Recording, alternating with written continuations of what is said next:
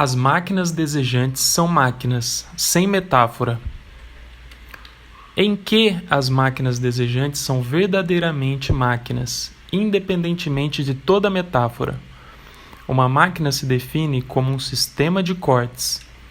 Não se trata de modo algum do corte considerado como separação da realidade. Os cortes operam em dimensões variáveis, segundo a característica considerada. Toda máquina está, em primeiro lugar, em relação com um fluxo material contínuo, ile, que ela corta. Funciona como uma máquina de cortar presunto.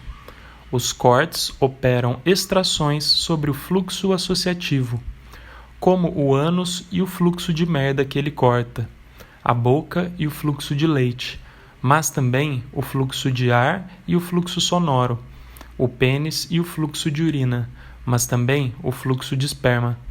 Cada fluxo associativo deve ser considerado como ideal, fluxo infinito de um imenso pernil de porco. A ile designa, com efeito, a continuidade pura que uma matéria possui em ideia.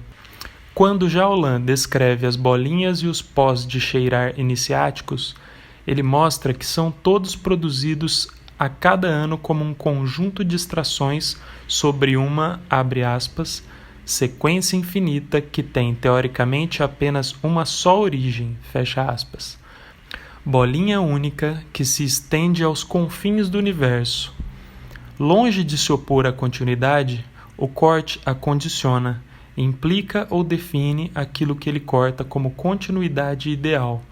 É que, como vimos, toda máquina é máquina de máquina. A máquina só produz um corte de fluxo se estiver conectada a outra máquina que se supõe produzir o fluxo.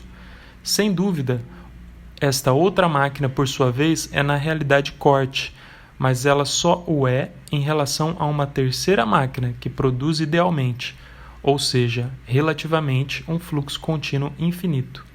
Assim, a máquina ânus e a máquina intestino, a máquina intestino e a máquina estômago, a máquina estômago e a máquina boca e o fluxo do rebanho.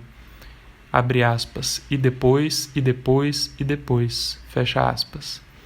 Em suma, toda máquina é corte de fluxo em relação àquela com que está conectada, mas ela própria é fluxo ou produção de fluxos em relação àquela que lhe é conectada. É essa a lei da produção de produção.